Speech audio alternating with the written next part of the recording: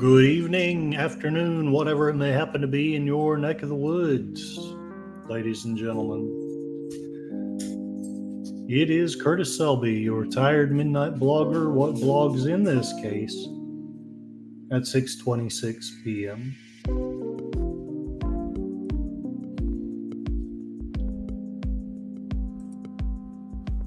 Today's topic is, why do you do that?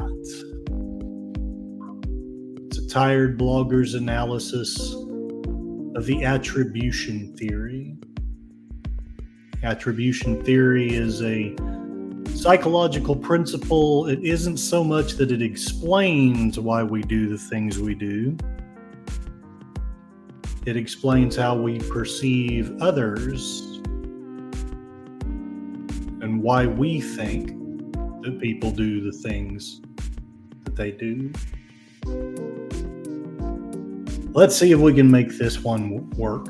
I know it's going to be a challenge to keep it entertaining, but I will do my best.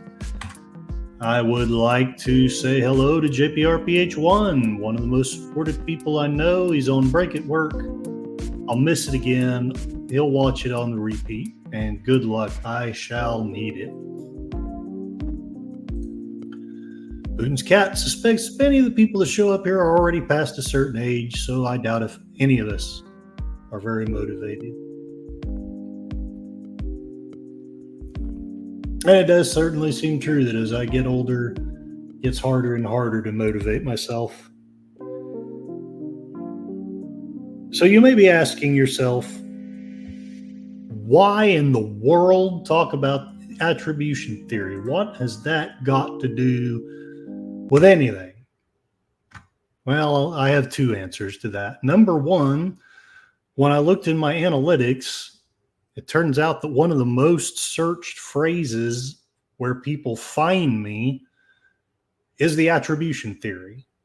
I don't understand it myself. You explain it to me. So I thought, if people are finding me looking for the attribution theory, well, by Gemini, I'm going to talk to them about it, at least give them something for their efforts. The second reason is because I've been thinking a lot over the past few weeks about the political divide and why it is that we keep vilifying each other, why everything's so divisive. And at the end of the day, I don't know that the attribution theory is the reason, but I think it is one of the reasons why there's this big divide. All right, let's dig into this topic and see what we can do with it.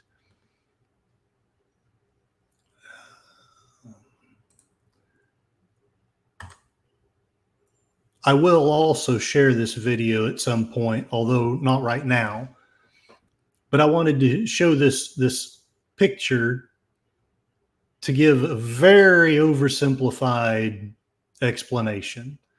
We all see people differently, and we have many different reasons for seeing them differently. This gentleman, he has very much a Phantom of the Opera kind of face. He's got scars down one side and ragged hair, maybe from shaving, maybe from having a fight, who knows.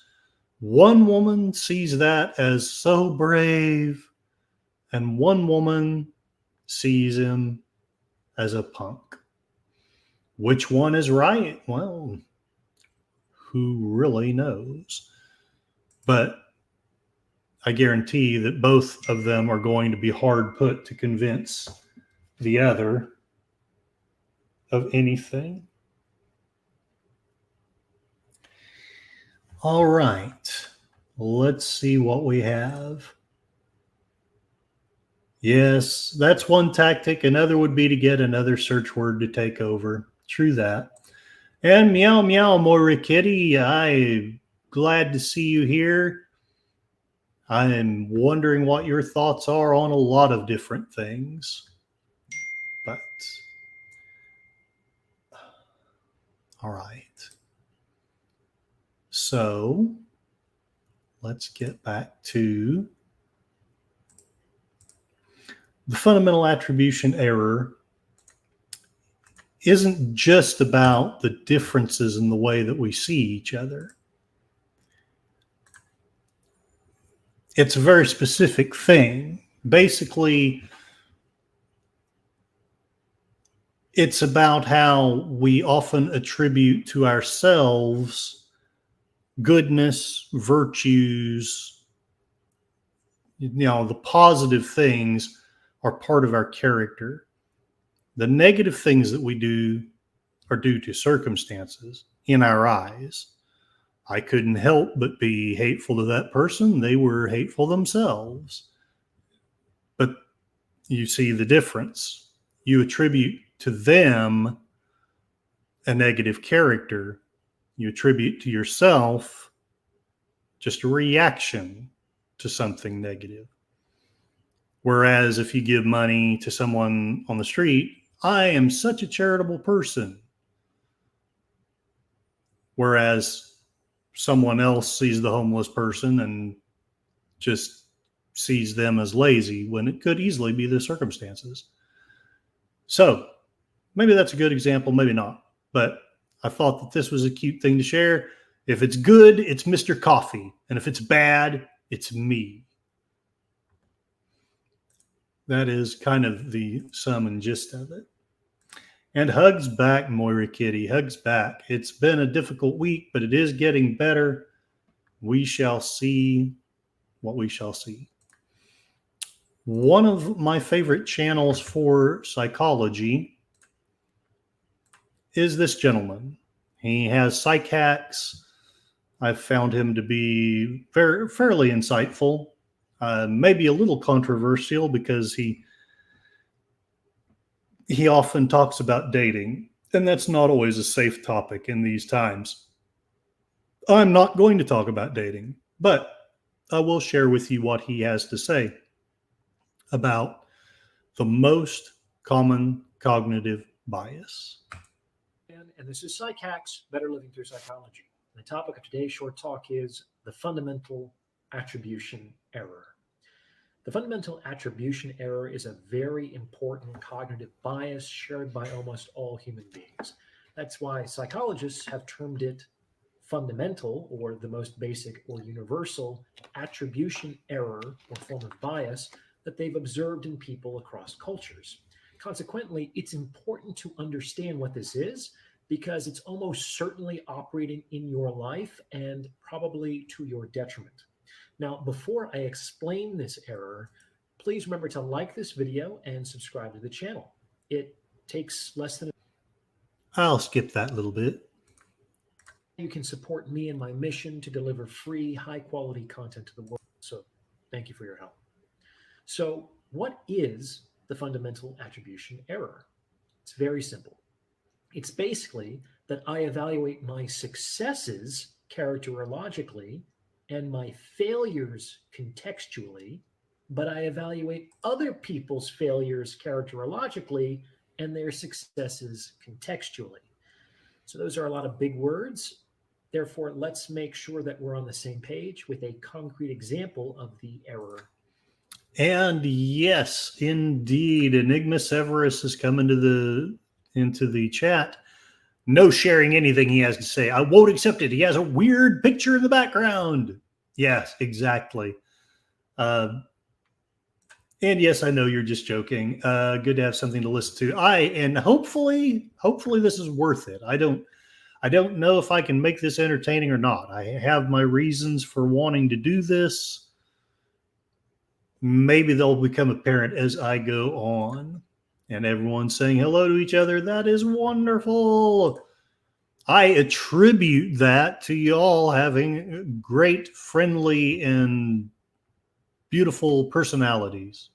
All right. At work. When I show up on time, it's because I'm somebody who values punctuality. But if I'm late, it's because I was stuck in traffic. On the other hand, if somebody else shows up on time, it's because they're just doing their job. But if they show up late, it's because they're disrespectful. Make sense? Do you see how this might create all kinds of nastiness in interpersonal relationships. In the fundamental attribution error, we are basically giving ourselves the benefit of the doubt and throwing other people under the bus. We also tend to rob others of their good qualities and think inappropriately highly of ourselves. Now, it seems like this is the default mode of evaluation, which is why it's the fundamental attribution error. All right. Yes. Enigma Severus is hoping that Moira Kitty has found his channel. It is a good channel. Maybe if I were a little less distracted, I'd get the link in the bio in the chat. But essentially, we attribute good things to ourselves. We attribute bad things to other people. Maybe I'm reading too much into it, but I think that there's a corollary. If it doesn't actually exist, I'm going to claim it as my own. The tired blogger corollary of the fundamental attribution error. Essentially, we attribute good things to our party or to our race or to our city. We attribute, however, to the other party, the other race, the other city, anything that they do that's bad is because of their character, because of who they are. It's fundamentally what they are. But anything good that they do, well, that was just circumstances. So let's see what else this gentleman has to say. According to psychologists. So we don't necessarily have to beat ourselves up if we recognize this tendency in ourselves, but we can also work to overcome this bias as well. It's not easy, but it's possible. And if you're interested, the best way to overcome this bias as a mental discipline is to consciously reverse the attribution. Give other people the benefit of the doubt and be harder and stricter with yourself. This creates generosity in interpersonal relationships, and this is generally well received. It makes people. And I personally have found that is harder to do than it sounds, although there is a weird codependent version of it that happens when you've been beaten enough. But I won't delve into that right now. The simple fact is, though, I think the world would be a lot better place if we could extend each other more grace and say, well, maybe this person's being irritating and spiteful because that was their upbringing. Maybe that's their emotional armor. Maybe they've had a bad day, month, life. Whereas sometimes you have to at least occasionally own up that bad things that you do could have something to do with your character. People like you more. And by being harder and stricter with yourself, you give yourself the opportunity to grow and develop as a person. Side note, it is very samurai, in my humble opinion. With the right attitude, you can see your failings as an opportunity for growth over which you have some measure of control and responsibility. These failings become your growing edge. And in this way, by consciously reversing the bias, you're constantly given fuel for your own self-improvement. And how is that not to your benefit? Something to keep in mind. What do you think? And indeed, what do you think? That's okay. I didn't expect you to have the patience for it. I'm going to give an example from Seinfeld. Hopefully it isn't dinged by YouTube for copyright.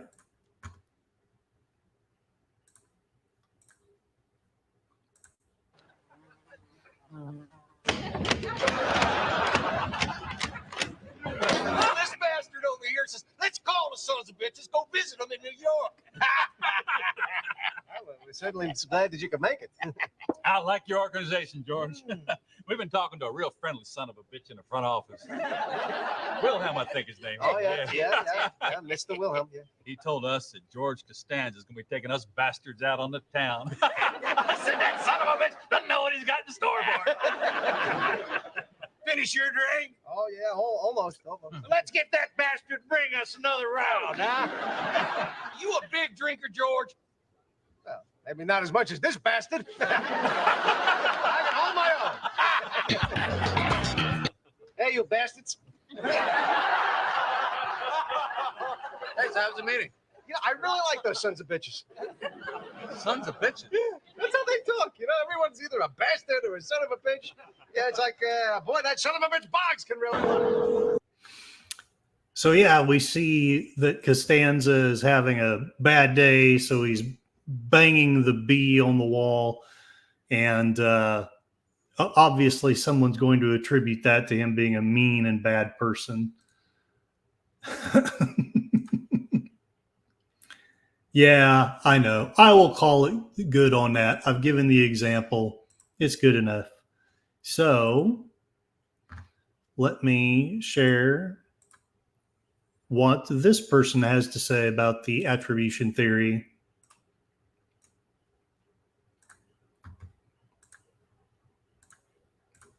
Psychologists attempt to understand and explain behavior. They're also attempting to understand how humans attempt to understand and explain behavior. This process is called attribution. The ways that people explain behavior and the mistakes that they do while making so, because there are plenty of mistakes we make, it might just be as insightful as the actual explanations for the behavior. So I want to talk a little bit about something called attribution theory. So attribution was first brought into the world of psychology in the earliest 20th century by Gestalt psychologist Fritz Heider. Although Fritz Heider looks like an amazing partier. he did not dive too deep into the process of attribution, he did define two different types of attribution that are still commonly discussed in attribution theory today: dispositional and situational attribution. So dispositional attribution, or internal attribution, occurs when you believe that a person's behavior is driven by internal factors. For example, a person may cry on the subway because they're emotionally unstable, or maybe because they cry easily. Either way, it's due to that person's internal factors.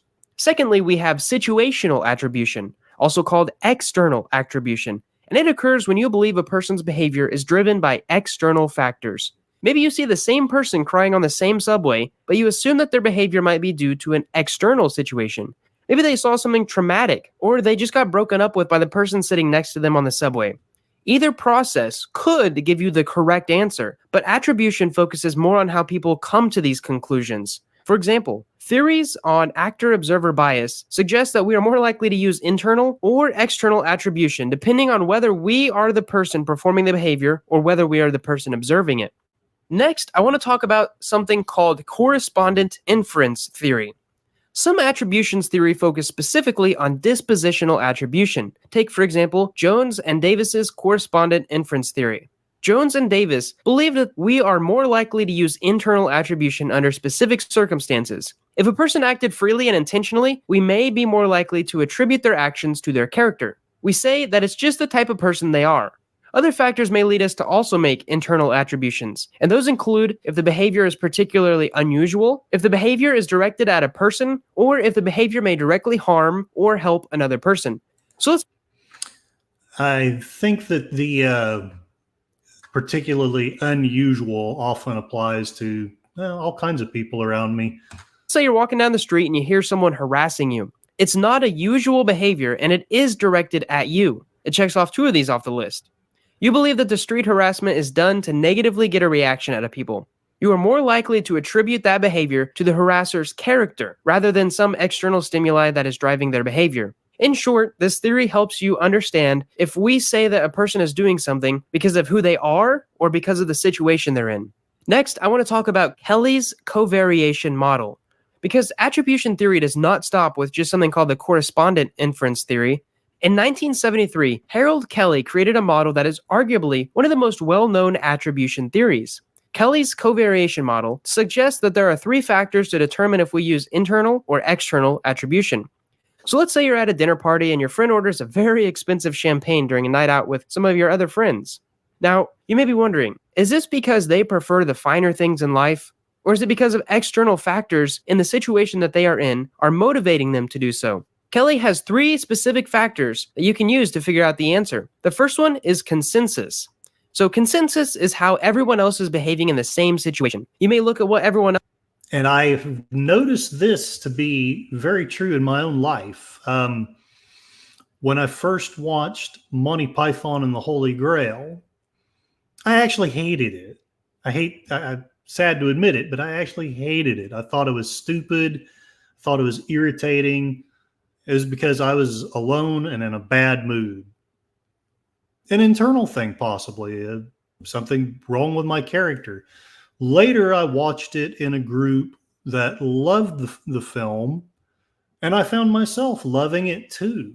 So there's very much something to be said about that someone's behavior is often strongly influenced by the crowd that they keep. Else is ordering. If everyone in the table is ordering expensive drinks and caviar, then consensus is high. However, if everyone's sticking to cheap appetizers and cheap beer, consensus is low. Secondly, we have distinctiveness. Now, this is how your friend behaves in similar situations. Let's say your friend always orders the fanciest item on the menus or buys the most expensive clothes in the mall. If they do, distinctiveness is low. But if they like to save their money, buy from thrift stores, or choose restaurants with cheaper prices, then distinctiveness is high. We're basically saying that your friend buying a very expensive bottle of champagne is distinct. And third, we have consistency. And this is how your friend behaves every time in this situation. So yes, if you have a friend that is, say, constantly forgetting an appointment, at some point you're going to allot that to their character. And honestly, I think of all of these, this one is the most salient. And we know the bird by the color of its feathers, so. Maybe your friend always likes to buy expensive champagne whenever you're out with this particular friend group, or maybe this specific restaurant. And if so, consistency is high. But if this is the first time your friend has chosen to buy really expensive drinks for your friends, we then say consistency is low. And if you find that your friend's behavior is on the low side of the spectrum on all 3 of these, you're more likely to attribute that behavior to your friend's personality. You say that's just who they are. They're just a flashy guy that values the finer things in life. But if your friend's behavior is on the high side of the spectrum, you're more likely to attribute that to external stimuli. Maybe your friend feels as though they made a bad impression when they first met those friends and they want to make up for it. Or maybe they got a raise. Or maybe even they were hurt by some bad news and they just want to make the evening special. Of course, we can't always use this model with strangers, as with anything in psychology. If a stranger orders very expensive champagne, you can't just look at every single purchase they've made or exactly who they're with. And in this case, Kelly suggests to look past experiences and attribute necessary and sufficient causes to the person's behavior. People do this all the time. You might just look at a stranger's fancy suit and assume that he's just a high roller. Again, these attributions and what we understand of attribution theory doesn't always reflect the true motives behind a person's behavior. But as I end this video, I want to let you know if we can understand theories of attribution, we may understand how people judge other people, and we may be able to refine the way that we assign causes and make our beliefs and judgments about certain behaviors. So as a review, we went over. And I won't make you suffer through the review. Sorry, I know that this isn't the most fascinating topic that you've ever heard, but I do have a reason for wanting to talk about it. Now it's my turn, Moira, for my mouse to go crazy on me. There it goes.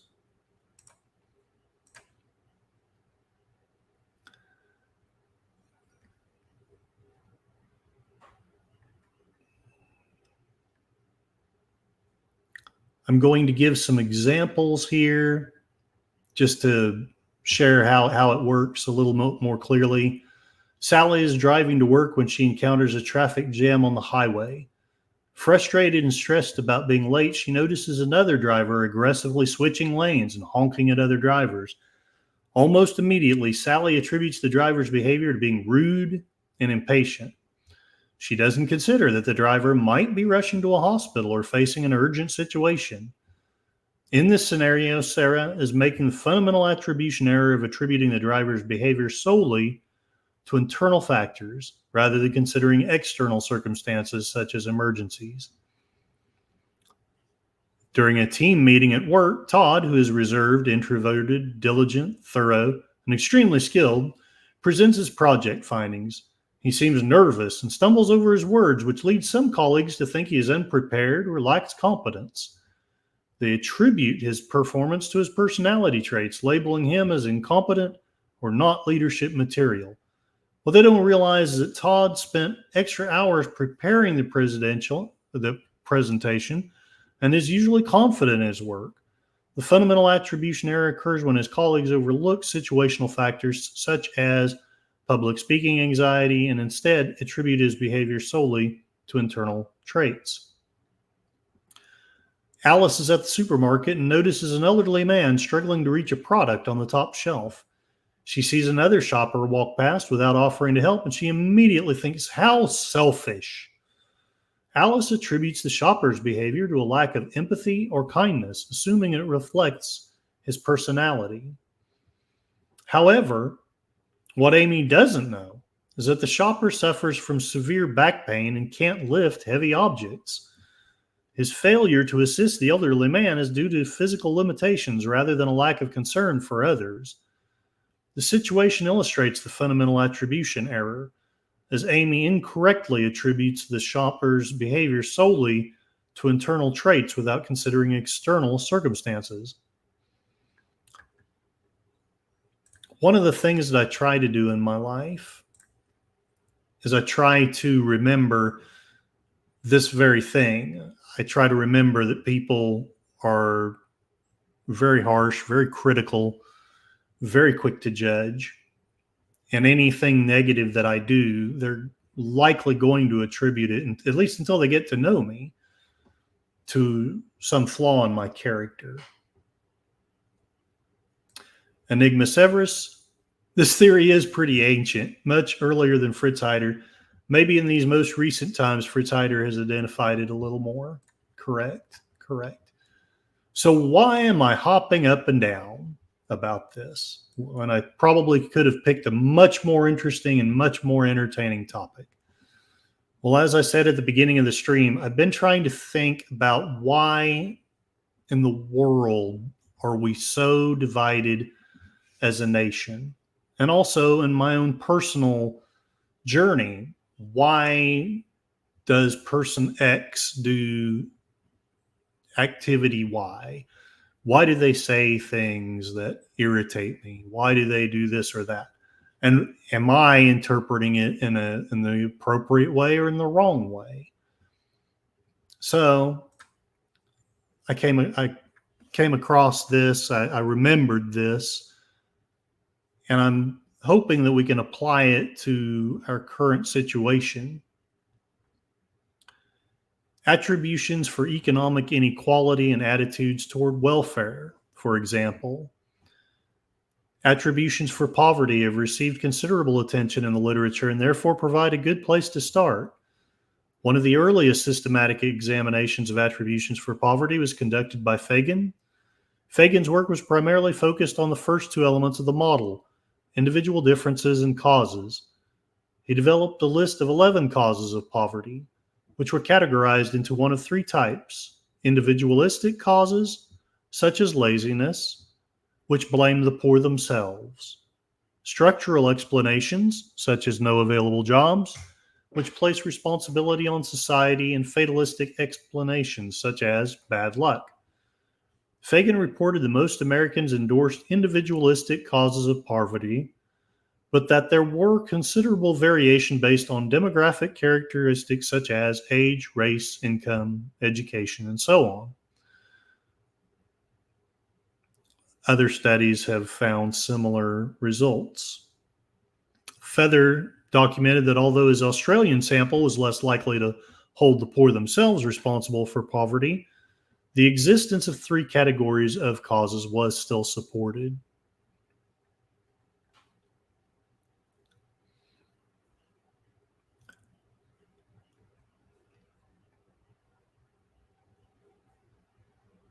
A number of studies have since supported these early findings on the link between culture and perceptions of the causes of poverty, with Americans being particularly likely to endorse individualistic explanations.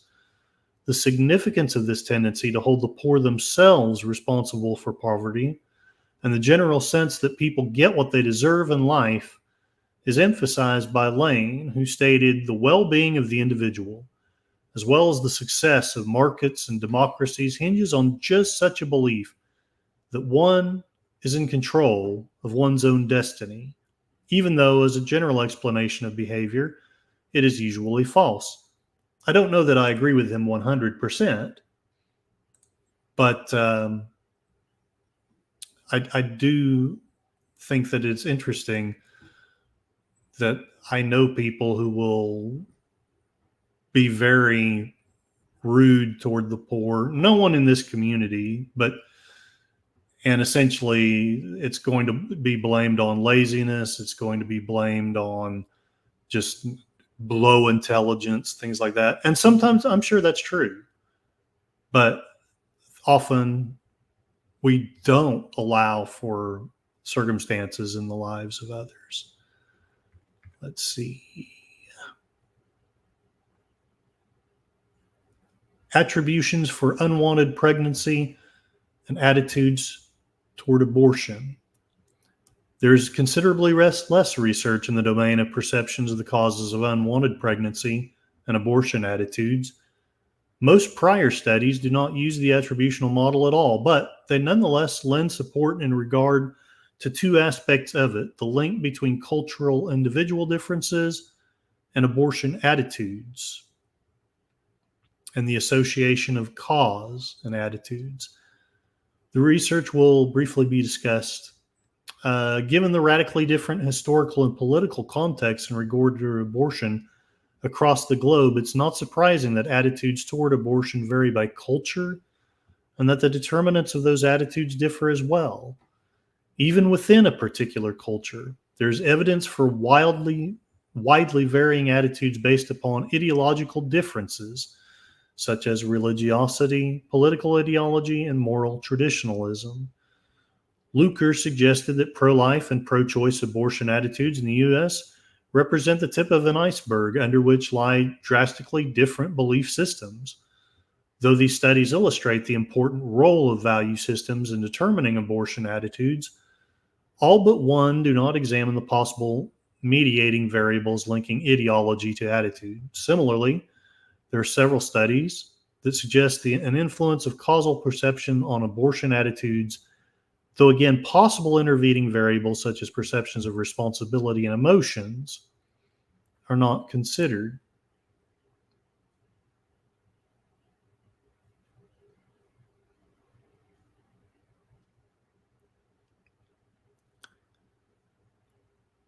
Zucker was the first to apply the attribution emotion action model to this topic in a series of 3 studies. Similar to the poverty research, a taxonomy of the causes of unwanted pregnancy was developed, distinguished by the degree to which they were personally controllable by the pregnant woman. It was found that causes perceived to be the woman's responsibility were responded to with less sympathy, more anger, and lower abortion approval than were causes for which she was not held responsible. Ideology also plays an important role in abortion attitudes.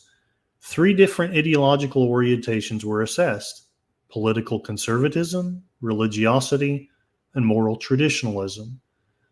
Though there was some inconsistency across the studies, the general findings imply that in the case of poverty, ideology influences attitude both directly and also through the mediating attributional variables.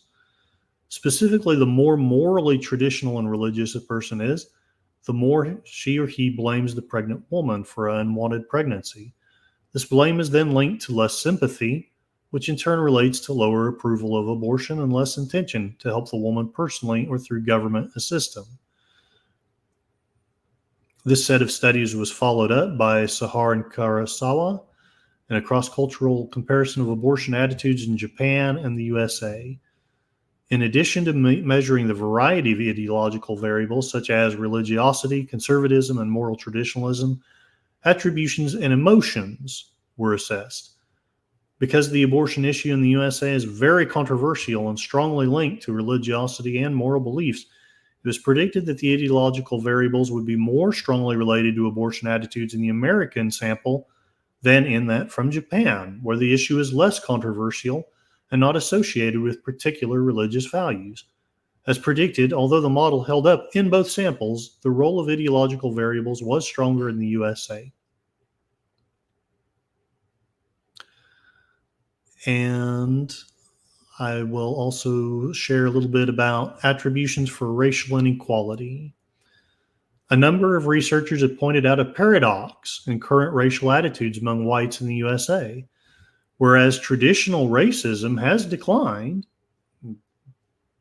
you heard it here first, and many Americans endorse the principle of racial equality, there's relatively little support for policies aimed at reducing racial inequalities such as affirmative action. A number of theories have been proposed to explain this paradox. Regardless of theoretical orientation, however, there appears to be general agreement that causal attributions for racial inequality are a central component of relevant policy attitudes. Similar to the studies in regard to poverty, research tends to identify two general types of perceived causes of racial inequality: individualistic types and structural causes. There again, Klugel further distinguishes between two categories of individualistic causes: traditional and motivational. Traditional individualism emphasizes a perceived innate inferiority of blacks, and as mentioned previously, is considerably less common among whites than it once was. Motivational individualism is characterized by a belief that blacks' lower economic and social status is due to lack of effort rather than innate inferiority. Some research, which begs the question, it still sounds like a matter of characters it's being blamed on. Some research has suggested that these two general types and the two subcategories of individualistic causes are not mutually exclusive. That is, one can view both structural and individualistic causes as important, and or may endorse both traditional and motivational explanations for racial inequality. However, the general pattern that most researchers document is that, for whites, the motivational explanations currently predominate. So, a lot of words, and I know it's probably boring as crap. Let's see what Enigma Sever says.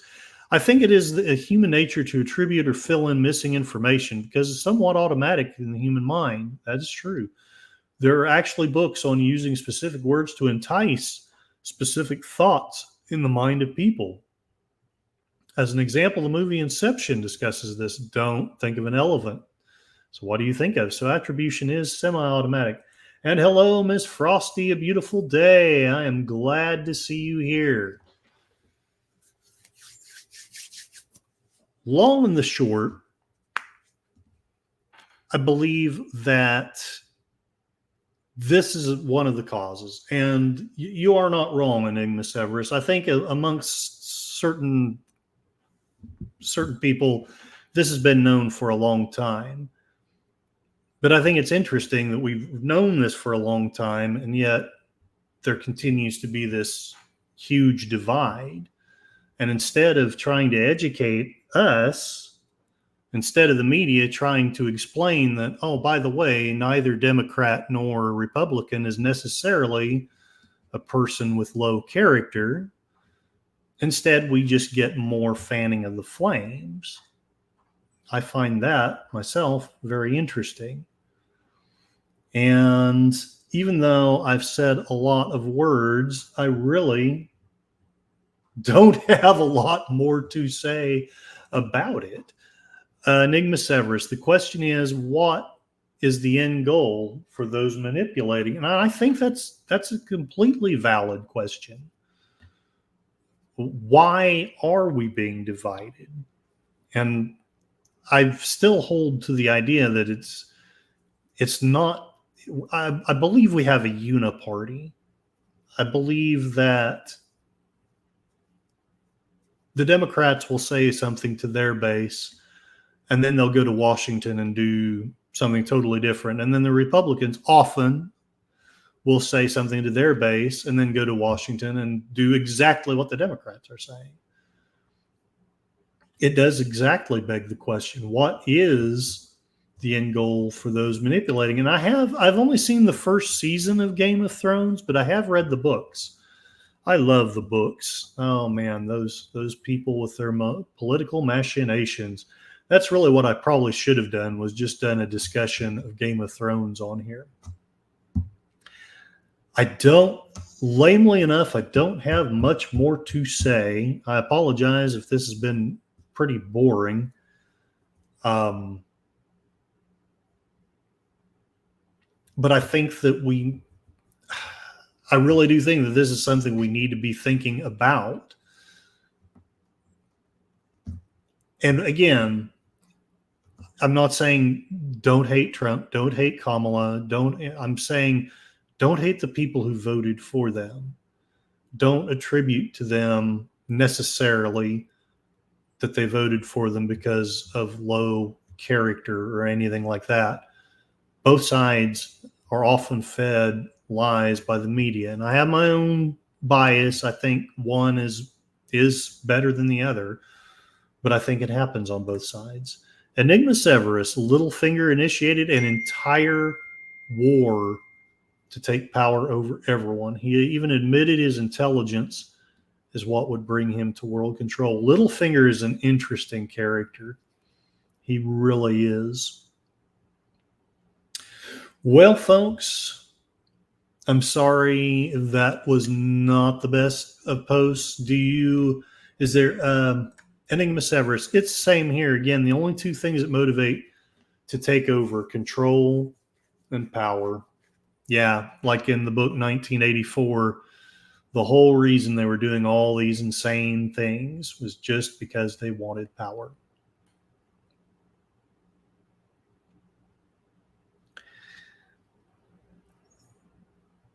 Well, I have basically really said my say. I do appreciate everyone for listening to that droning. Hope next time we call it a stream. I managed to scare away one of the people, and I'm sure that they'll be back. And that's just the way things are. So I would like to thank JPRPH1, very supportive person. He'll be back and listen to the repeat. Hopefully it was worth his time. Putin's cat, thank you for showing up. Thank you for being supportive. Thank you very much for showing up, Moira Kitty. Yours are more interesting, at least than this one. And thank you, Enigma Severus. I love that you're supportive and that you have intelligent and positive things to share. And Miss Frosty, thank you very much for showing up and listening to the end as we question what is the end goal for those manipulating.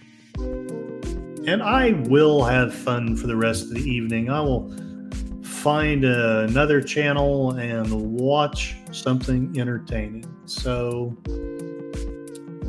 much love to everyone. And just remember, and howdy Sashi, you've come in at the very end. The whole question is, why do people do what they do? And we don't always know, but we often try to attribute to people who do negative things that they are just simply negative people, but positive things are just circumstances, whereas we do the exact opposite to ourselves. Thank you all for showing up, and I hope you have a wonderful day.